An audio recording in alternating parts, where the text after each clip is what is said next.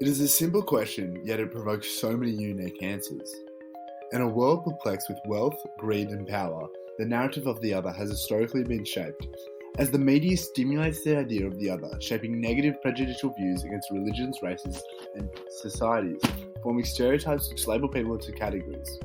We as individuals are found guilty of othering people, placing them into boxes, as what we fear most as humans is to be othered ourselves. But what is the true meaning of being othered? This concept of being othered could possibly stem from what we fear most about ourselves, and the fear of being vulnerable resulting in us othering those around us in order to feel safe within our society.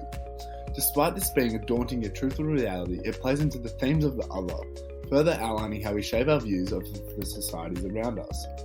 Good evening, and welcome back to another episode of the Candle Podcast. Today we take a dive into the themes of the other and how through the past and present we have grasped this idea of being othered.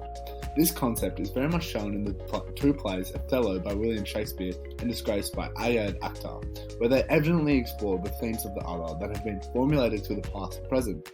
Both plays play on the idea of being othered and how their vulnerability makes them crumble into the hands of the society around them. In Othello, the idea of racism is addressed. Shakespeare's Othello shows that the single stories are the origin of racism and the continuation of regressive attitudes from the past. Being set in the Elizabethan era, a historic period known for its racial views as slavery was very apparent at the time, a man by the name of John Locke, a philosopher at the time, played into this idea of how the society had regressive attitudes of the past. As in 1562, he had ventured into Africa, referring to the black people of Africa as beasts with no heads, without heads, having their eyes and mouths in their breasts. Similarly, this is evident through Shakespeare's Othello, as within Act 1, Scene 3, Shakespeare illustrates the presence of racial imagery and further plays into the racial inequality at the time, stating, "The anthropology and men whose heads do grow beneath their shoulders." This metaphorical language further outlines the influence of John Locke's narrative on Shakespeare's writing at the time, further playing into the idea of the other, highlighting the racist stereotypes of the 16th century that labels black people as animals rather than humans. Similarly, in Act 3, Scene 3, Iago states, "Begrimed and black as my own face."